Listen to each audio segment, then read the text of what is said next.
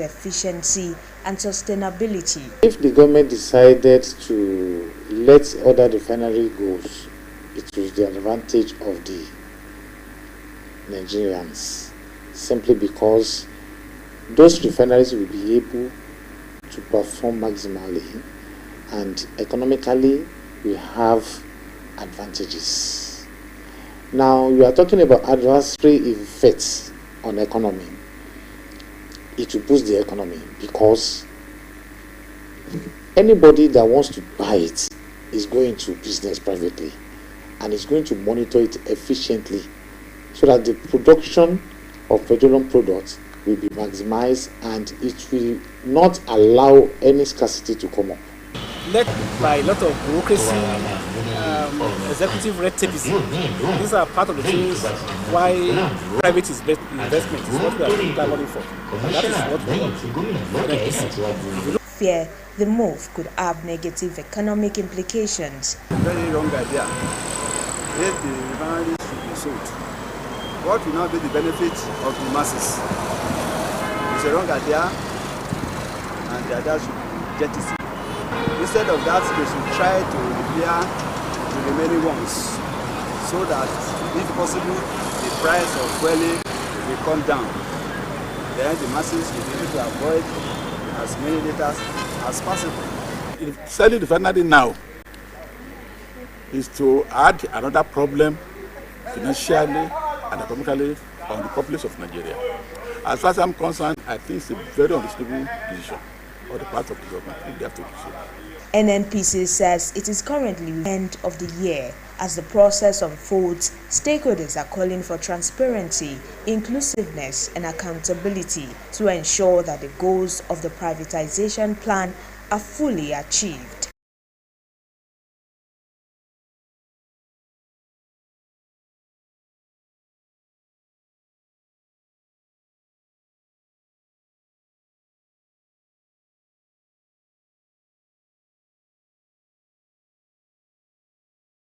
Reported growth, there are also concerns about the impact of the released figures on the cost of living and overall economy. Joy Pius now completes the story. Nigeria's gross domestic product (GDP) grew by 3.13% year-on-year in real terms during the first quarter of 2025, according to the latest report by the National Bureau of Statistics. According to the Bureau, these represented an improvement of over 2.27% growth recorded in the corresponding period of 2024. Rebasing the economy entails updating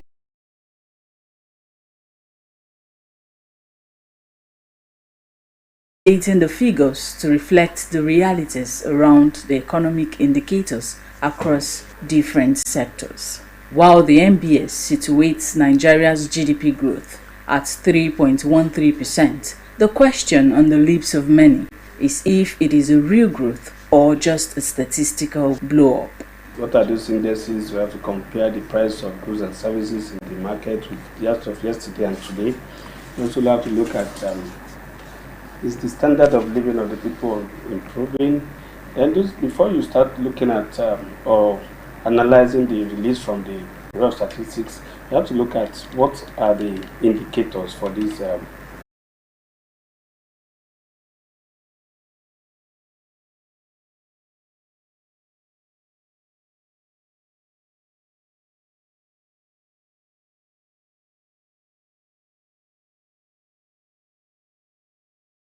For me, and as an economist, I think it's a positive outlook. And the beginning of that it could also portend increase in job opportunity for our people. So it just means that the economy is growing. The fiscal policies of the Central Bank of Nigeria and the economic redirection of the federal government appears a factor which has caused a leap in the economy and crashed inflation growth. When you have an inflation, the citizen suffers. And the basic purpose of governance have always believe the improvement recorded is not a considerable growth, calling on all agencies in charge of policy formulation to get to work.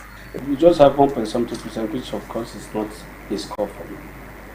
It's not a score. So the CBN, the Federal Ministry of Finance, National Planning Commission, they have to come up with a more aggressive measure so that by 2027 Tinubu will have something to say and to say he has done. So 4 years is not a joke.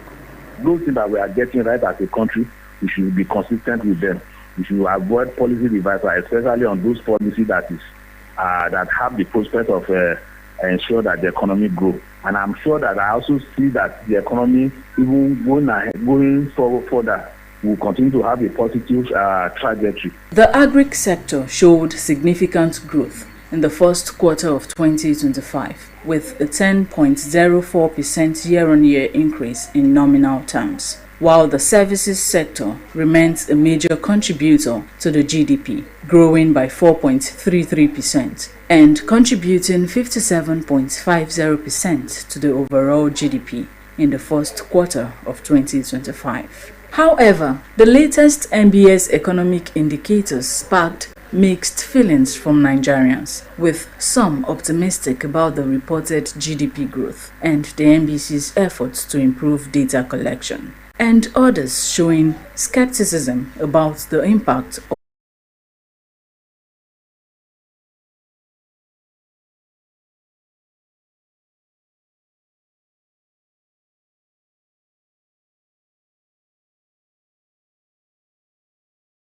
local government will decentralize power, bring governance closer to the people, and significantly improve service delivery at the grassroots level.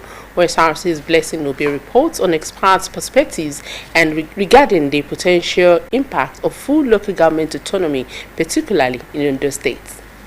Nigeria's local government system witnessed a significant shift with the 1976 reforms, which aim to decentralize governance and boost grassroots development. These reforms led to the creation of local government areas across the country, officially recognizing local governments as the third tier of governance. On July 11, 2024, the Supreme Court affirmed the financial autonomy of Nigerian 774 local governments, reinforcing their constitutional status. Despite this ruling, the push for full local government autonomy continues, with advocates calling for constitutional amendments that will allow councils to operate independently. Many argue that true autonomy would empower local government needs. The development that you say is in the state or in the federal can only be meaningful, can only be seen if it starts from the local government. When you say that local government should be fully autonomous, it means that they must be able to control their workers, the funding, they must have full access to all the funds that come to the local government, they must be able to levy taxes and disburse them, and whatever. Those are the three basic things. Different local governments have different terrain. What you require at Ilaje and Odo local governments is not what you require at Akure, being Akure South, could be an urban local government, and an Akure North being a semi-urban local government, or Okutupa being an urban local government. There are differences. So you must, to that extent, you must allow the people, that is the elected councils and the chairman and his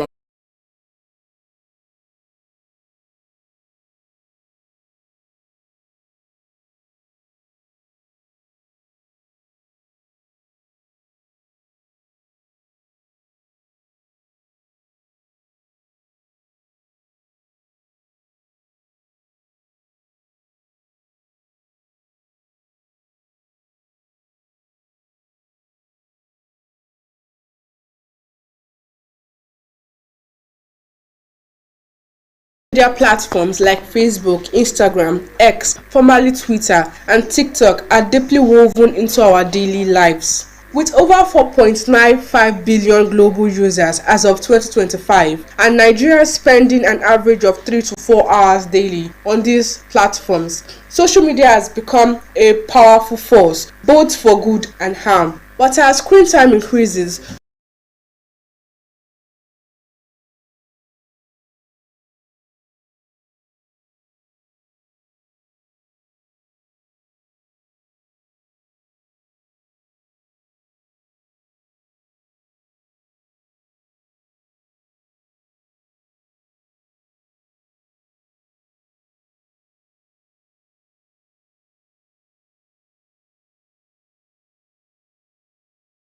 so does the risk. Studies show that over 70% of Nigerian teenagers use social media daily, with many reporting sleep disruption, anxiety, and decreased concentration due to overexposure.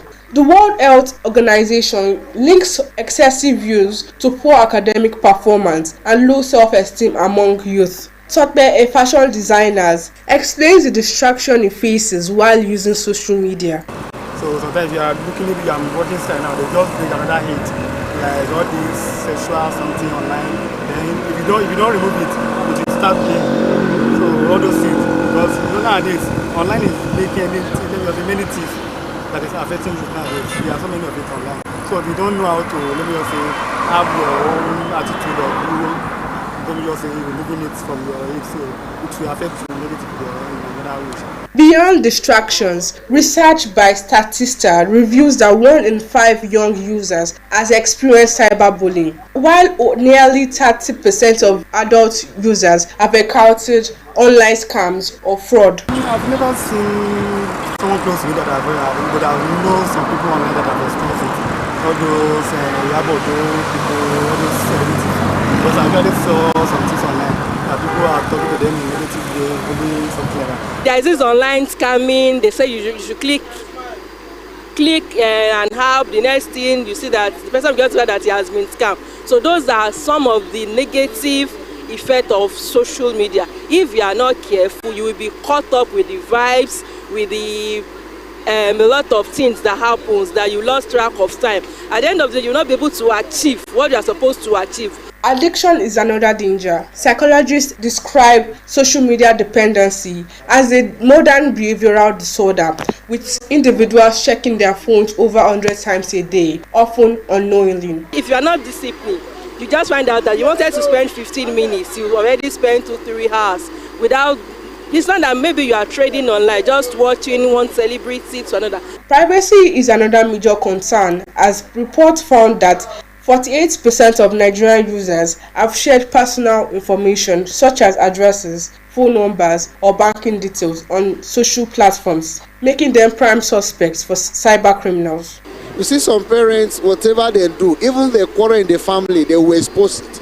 They expose their secret to the whole world. Parents fighting, parents having misunderstanding in the family, quarreling, they post it in social media. Sometimes when I come across that, I feel disappointed. How will you be exposing your family problem to the whole world? And you don't know who and who is watching it. Some people will capitalize on that, and they will now behave the way they did not supposed to behave. So my advice is that there should be limitation to everything we do on social media for our own good. Experts warn that poor online habits, especially among minors, can lead to long-term behavioral issues. Parents are encouraged to implement screen time limits and engage children in healthier offline activities. While social media can be a valuable tool for learning, networking, and expression, the hidden dangers must not be ignored. Proper guidance, self-discipline, and digital literacy are essential to ensure safe and responsible use. To give back to society and keep cherished memories alive for the Ayola Babatunde Foundation, that mission holds true. At Federal Government College Idoani, this legacy lives on as the foundation continues to impart lives and inspire excellence. Set up in 2023 in memory of an alumnus, Ayola Babatunde, the foundations in science and chemistry during the school's 2024-2025 valedictory service, Osrc's Blessing Obi reports. Tucked away in the peaceful community of Idoani in Osrc local government area of Ondo State is a school that represents January 1978. The college was designed to foster national integrity through education, bringing together young and brilliant minds from across Nigeria. Over the decades, the school has built a reputation for excellence, leadership, and service, producing alumni who have made their mark in diverse fields.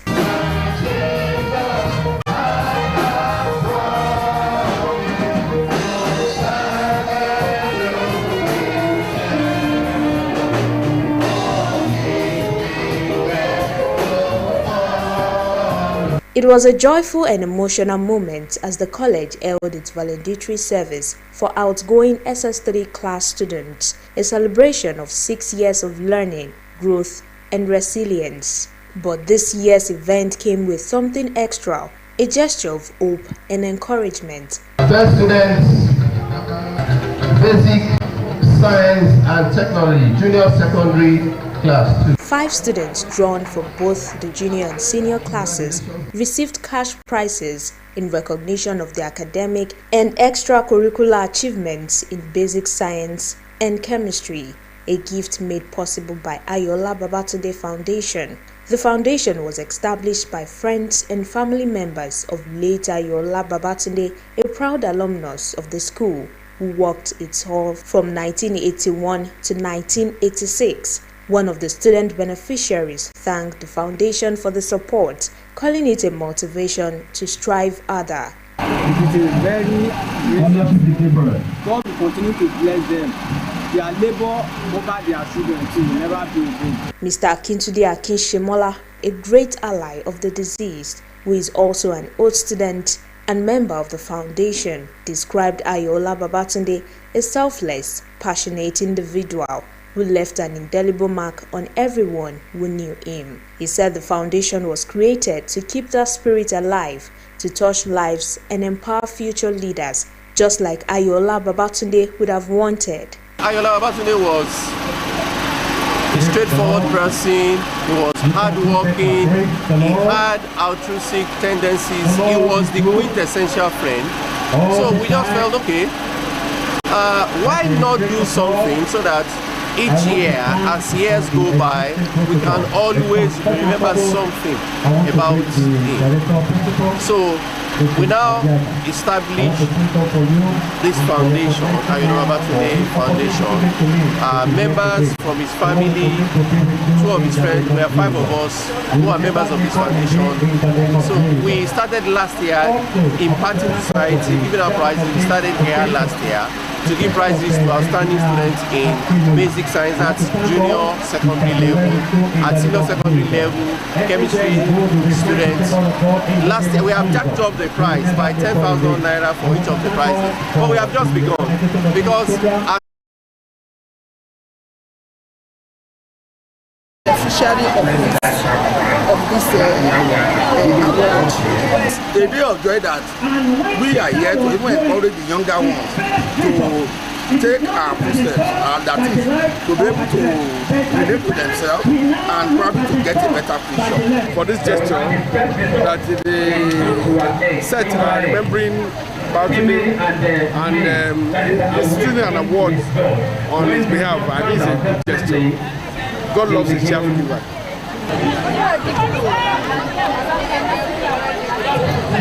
More than just a name on the banner, Ayola Babatunde's memory lives on in the hearts of many. In Yellow House Hostel, where he lived for 5 years, the classroom he once sat in, and now in the dreams of the younger ones, his legacy continues to support. Through this foundation, his story of friendship, generosity, and purpose continue to be written. As Nigeria continues to grapple with its long-standing power supply challenges, solar energy is emerging as a beacon of hope for individuals, communities, and governments alike. With a growing desire to